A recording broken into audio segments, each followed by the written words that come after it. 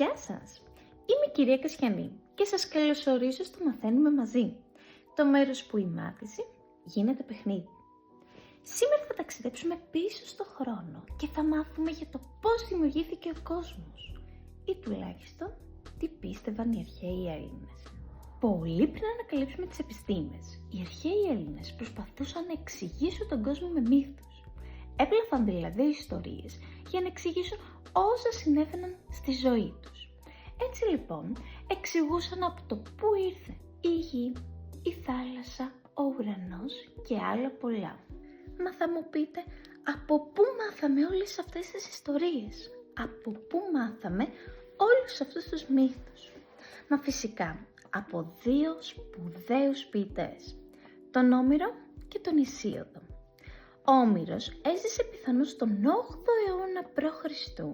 και έγραψε την Οδύσσεια και την Ηλιάδα.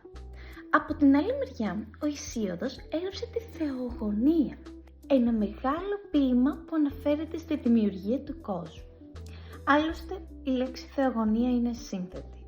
Θεός και γίνομαι, δηλαδή πώς γεννήθηκαν οι θεοί.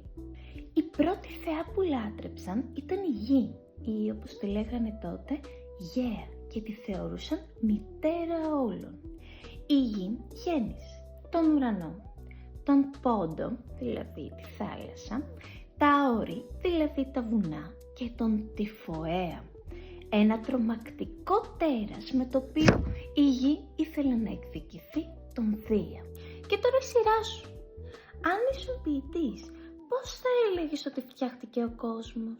Γράψε μου στα σχόλια τη δική σου ιστορία ή ζωγράφισε τη Γαία όπως τη φαντάζεσαι. Μέχρι το επόμενο επεισόδιο να θυμάσαι, τη γνώση τη χτίζουμε καλύτερα όταν μαθαίνουμε μαζί.